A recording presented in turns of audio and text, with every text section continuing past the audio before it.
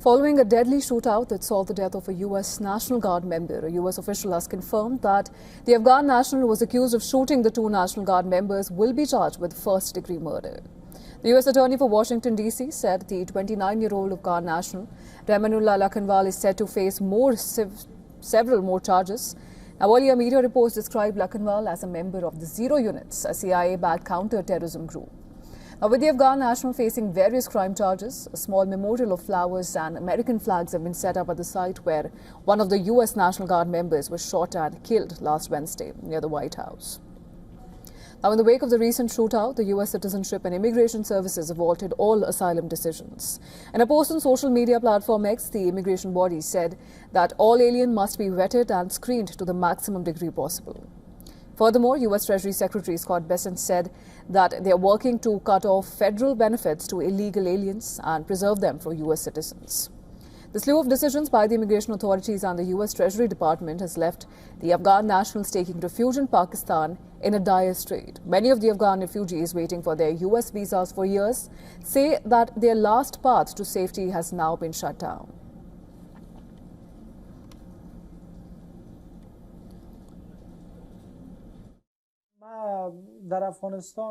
There is, unfortunately, no future in Afghanistan. I am a journalist, and before the fall of the Republic to the Taliban, I was working as a reporter.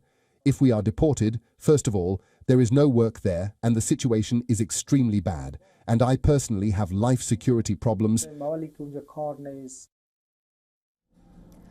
Meanwhile, immigration attorneys have lambasted the latest decision taken by the Trump administration, saying that the policies are really a form of collective punishment.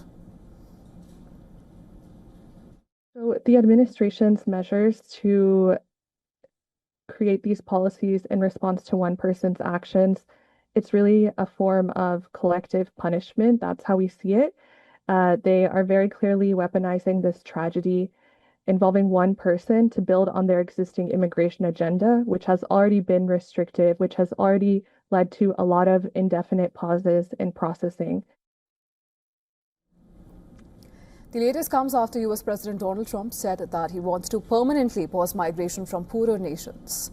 Trump added that he is promising to seek to expel millions of immigrants from the United States by revoking their legal status. The U.S. president lambasted migrants for the rising crime incidents and housing shortages in America. He also called for reverse migration. While with the rising crackdown on immigration, Indian Visa Agency have sharply criticized the Trump administration's policy. They say that Indians are an asset to the host economy, while adding that halting visa applications would be a shame.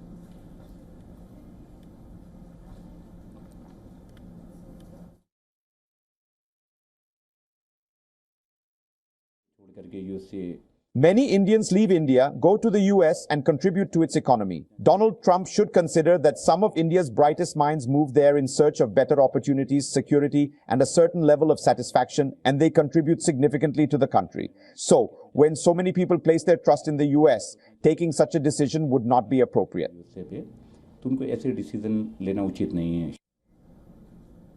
WION correspondent Susan Tehrani has sent us more details from New York. Listen in. The Trump administration is widening its crackdown on illegal immigration, moving from border into the financial system. The Treasury Department's financial watchdog, FinCEN, has issued a new alert warning money transfer companies to watch for suspicious transactions involving undocumented immigrants. Any cross-border transaction of $2,000 or more that appears tied to unlawful employment or illicit activity must now be flagged. Treasury Secretary Scott Bessent also announced on Friday a parallel policy shift. He made the announcement on X saying that the administration is working to restrict certain federal tax benefits from going to undocumented migrants, reserving them only for U.S. citizens. Taken together, these moves show the White House expanding immigration enforcement into tax policy and financial surveillance as well, with more regulations expected in the weeks ahead. Meanwhile, President Trump, in a separate development, said in a social media post that he is nullifying all executive orders signed by former President Joe Biden by the auto pen. Susan Tahrani reporting from New York for WION World is One.